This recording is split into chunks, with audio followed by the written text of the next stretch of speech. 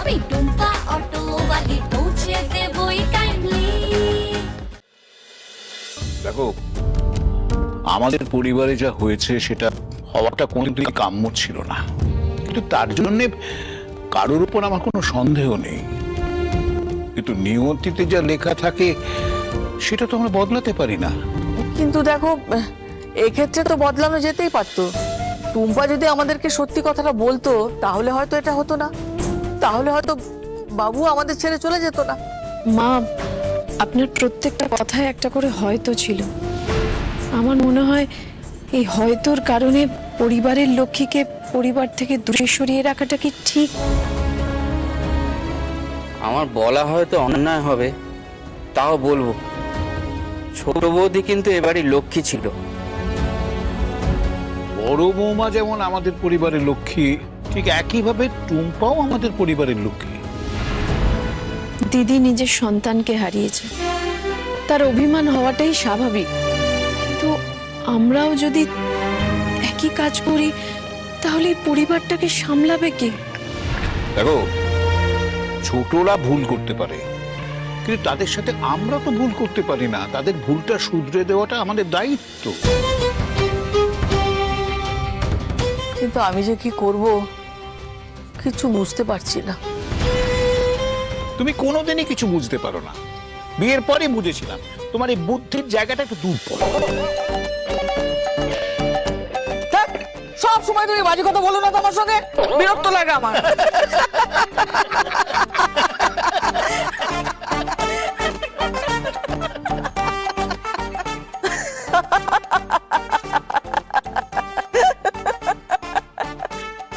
চারু, এই যে হাসলে, এই হাসিটা ফিরিয়ে আনাটাই হচ্ছে আমাদের দায়িত্ব। আর আমার মনে হয় আবির আর টুম্পার মধ্যে যে দূরত্বটা তৈরি হয়েছে, এবার থেকে সেই দূরত্বটা কমানো আমাদের সব থেকে বড় দায়িত্ব। কি আমরা পারবো না? পারবো তো? পারবে না মানে? তুমি ছাড়া কে পারবে দাদু? হ্যাঁ, তারপর দেখবে এবারই আবার আগের মতন হয়ে উঠছি। এই, আমি শ্রী শ্রী ভদ্র করি মান্না।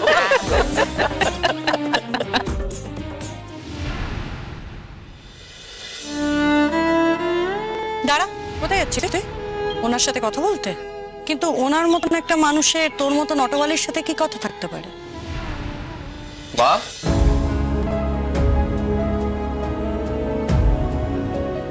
মা,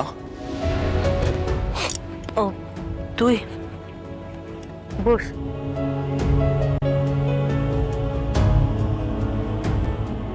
আচ্ছা মা, চোখের জল মুছলে কি সবকিছু লুকানো যায়? কি হচ্ছে, তোমার মন খারাপ হয়েছে? তোমাকে কি কেউ কিছু বলেছে? না, আমাকে আবার কে কি বলবে? আজকে টুম্পার সাথে দেখা হয়েছে। ইনফ্যাক্ট ওর গাড়ি করেই অনুরাধাকে আমি হাসপাতালে নিয়ে গেলাম। আমার গাড়িটা খারাপ হয়ে গেছিল, গতি বাংলার একটা গাড়িও অ্যাভেলেবেল ছিল না। কাকতালীয় ভাবে টুম্পার অটোটা এসে পড়ে। হাসপাতালে নেমে যাওয়ার পর টুম্পা আমাকে মিষ্টিমা বলে কিছু একটা বলতে চাইছিল। আমি না শুনে ভিতরে ঢুকে গেছিলাম। সেই থেকে না এই ব্যাপারটা আমার মধ্যে একটা, এখনো পর্যন্ত আমি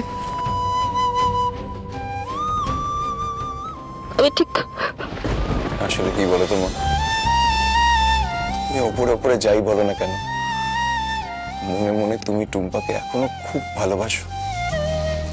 তুমি টুম্পাকে এখনো ভুলে উঠতে পারোনি। আজ তুমি আর অনুরাধা এসে যখন আমাকে বললে, তখন না কষ্ট হচ্ছিল বলো। কিন্তু যতই কষ্ট হোক মা, আমি ঠিক চেষ্টা করব। কিন্তু মা, আমি না ভেবে উঠতে পারছি না যে আমি টুম্পাকে ভুলে থাকবো কি করে। আমি জানি তুমি ওকে কোনোদিনও ভুলতে পারবে না। টুম্পার এইভাবে বাড়ি থেকে চলে যাওয়াটা তুমি বোধহয় মেনে নিতে পারো না। আর সেই অভিযোগের জায়গা থেকে তুমি ওকে অনেক অনেক খারাপ কথা বলেছো। হ্যাঁ আবির, তুই যেটা বলেছিস সেটাই হয়তো ঠিক। বাবুকে হারিয়ে আমি অভিমানে টুম্পাকে অনেক খারাপ কথা বলেছি, যেটা হয়তো আমার বলা উচিত ছিল না। কিন্তু বিশ্বাস কর, আমি কখনো এইভাবে দায়ী করিনি। যে আমি মনে মনে জানি যে বাবুর চলে যাওয়ার পিছনে টুম্পা একা দায়ী নয়, আসল দায়ী তো অশোক। আমার টুম্পার ওপর যে অভিমানটা হচ্ছে সেটা হচ্ছে ও তখন আমার সবকিছু কেমন গোপন করে যাচ্ছিল, সবকিছু গোপন করে একা একা করার চেষ্টা করছিল। কেন? যদি আমাদের সাথে সবকিছু শেয়ার করতো তাহলে হয়তো আমরা কিছু একটা উপায় বার করতে পারতাম, হয়তো বাবুকে আমরা এভাবে হারাতাম না। এই ভুলটার জন্য আমি ওকে ক্ষমা করতে পারিনি। আমি জানি মা, ঠিক সেই কারণের জন্য আমিও টুম্পাকে কোনোদিনও ক্ষমা করতে পারবো না।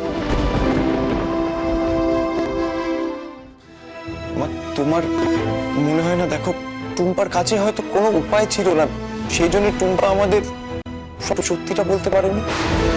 টুম্পা হয়তো এত বড় সত্যিটা আমাদের কাছ থেকে গোপন করে গেছে। মা দেখো, টুম্পার কাছে যদি সুযোগ থাকতো কিন্তু ঠিক সময় আমাদের সবাইকে পুরো সত্যিটা বলতো। তারপর এত কিছুর পরেও তো আমরা টুম্পাকে আমাদের বাড়িতে একজন মনে করেছি। ওকে আমি কখনো মুখ ফুটে বলেছি বাড়ি ছেড়ে চলে যাওয়ার কথা? নিজে এই বাড়ি ছেড়ে, মল্লিক পরিবার ছেড়ে যখন চলে গেল, তখন এটাই কি প্রমাণ হয় না যে ও কোনোদিনই আমাদের এই পরিবারটাকে ভালোবাসেনি, আপন করে নিতে পারেননি? দেখ আবির, আমরা যদি এখন যদি সবকিছু ভুলে টুম্পাকে ক্ষমা করেও দিই না, অনুরাধা ব্যাপারটা মেনে নিতে পারবে না। অনুরাধার এখন শারীরিক বা মানসিক অবস্থা যা, তাতে ওর দিকটা আমাদের বিশেষ করে ভাবা উচিত। অনুরাধা পুরোপুরি বিশ্বাস করে যে বাবুর চলে যাওয়ার জন্য একমাত্র টুম্পাই দায়ী, একমাত্র টুম্পাই দোষী। আবির, বাবুর সন্তানের কথা ভেবে আমার মনে হয় এখন আমাদের টুম্পাকে ভুলে যাওয়াই ভালো। আমি জানি মা, তুমি যেটা বলছো সেটা একদম ঠিক বলছো। এখন আমাদের সবচেয়ে দরকারি কাজ হলো অনুরাধার খেয়াল রাখা। আর তার জন্য যদি আমাকে টুম্পাকে ভুলে থাকতে হয়, আমি তা করতে রাজি মা। কারণ আমি চাই না আমার জন্য তুমি বা এই বাড়ির অন্য কেউ কোনোদিনও আর কষ্ট।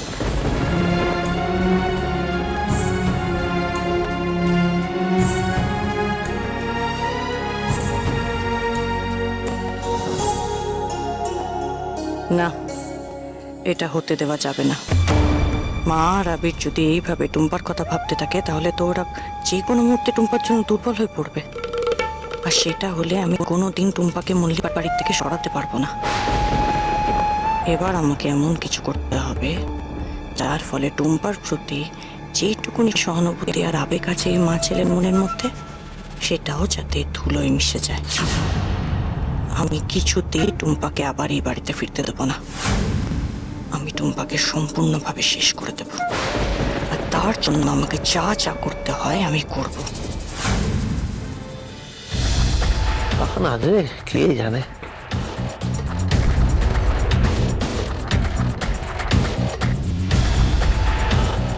কখন আসবে এসি মেকানিক?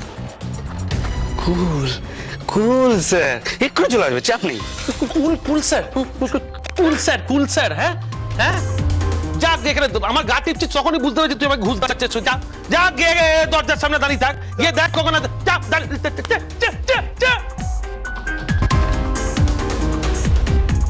কি ফাঁকিবাজ লোকজন আমি পুষে রেখেছি বাবা গো। কতদিন ভালো করে রাত্রিবেলা ঘুম হয় না, কুলকুল করে ঘামি, কিন্তু আজ এসির কুল হাওয়ায় আমার কুলকুল ঘাম একেবারে শুকিয়ে যাবে, আমি কুল হয়ে ঘুমোবো। আয় দেখে যা গতি বাংলার টাকায় আমি কেমন আয়েশ করে থাকছি। কি বোকা তোরা, কেউ জানতেও পারলি না, বুঝতেও পারলি না, কোনদিন বুঝতেও পারবি না। কে আবার ফোন করছে দেখি? না, এই ফোনটা ধরবো না। গুরুজনরা বলে গেছেন, হাতে লক্ষ্মী কখনো পায়ে ঠেলতে নেই। ফোনটা ধরি। হ্যালো অনুরাধা, খুব ভালো সময়ে ফোন করেছো। আমার না কিছু টাকার দরকার, একটু পাঠিয়ে দাও তো। আপনার যা লাগবে তার থেকে আমি অনেক বেশি টাকা দেবো আপনাকে। অনুরাধা, সব ঠিক আছে তো? আমি টাকা চাইলাম তোমার কাছে আর তুমি একেবারে টাকা দিতে রাজি হয়ে গেলে। আর শরীর টরীর ঠিক আছে তো? সব কুশল তো? আপনার তো খালি মুখে বড় বড় কথা, কাজ তো কিছুই করতে পারলেন না। ঘাপটি মেরে গা ঢাকা দিয়ে বসে আছেন। এই শোনো অনুরাধা, তুমি কিন্তু আবার বাড়াবাড়ি করছো। করছি না, এইবার করব। এবার যা করার আমি করব। আপনি কি পারবেন আমার সাথ দিতে? ঠিক আছে, বলো তুমি কি করতে চাইছো। এবার আমাদের এমন কিছু করতে হবে যে আমার শাশুড়ি মা আর আবিরের মনে রাগ আর ঘৃণা তৈরি হয়, যাতে টুম্পার না ওরা মুখে আনতে না চায়। ও বেশ, তাহলে তুমি আমাকে বলো তো তুমি ঠিক কি কি কি প্ল্যান করছো। বিগত 2-3 দিন ধরে আমি গতি বাংলা সমস্ত ফাইল চেক করেছি। সেটা দেখতে দেখতে আমার হঠাৎ করে চোখ পড়ে গতি বাংলাতে টুম্পার ই অটোর প্রজেক্টটা।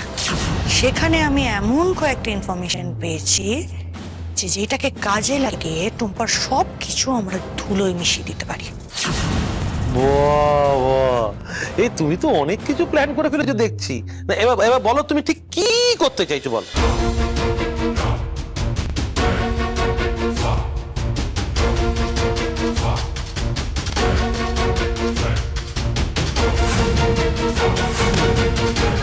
এই বাস রতনে রতন চেনে, সুরে চেনে কচু। ওই জন্য তো তোমার সঙ্গে হাত মিলিয়েছিলাম কুঞ্চু মুঞ্চু।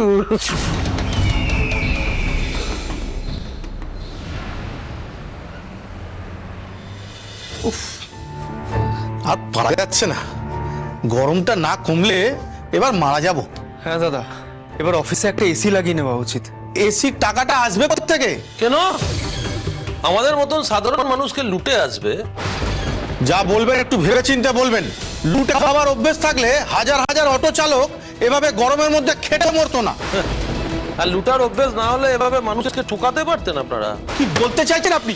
এই কলকাতার রাস্তায় আপনাদের ইউনিয়নের অটো চলে আর গতি বাংলার অটো বি চলে।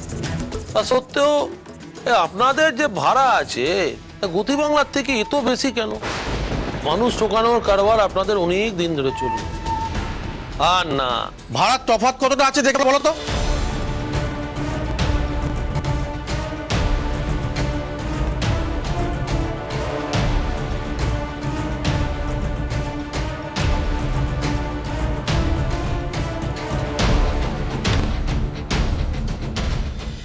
অনুরাধার এই প্ল্যানটা আমার ভালো লেগেছে। এই প্ল্যানটা নিয়ে আমরা এগোতে পারি।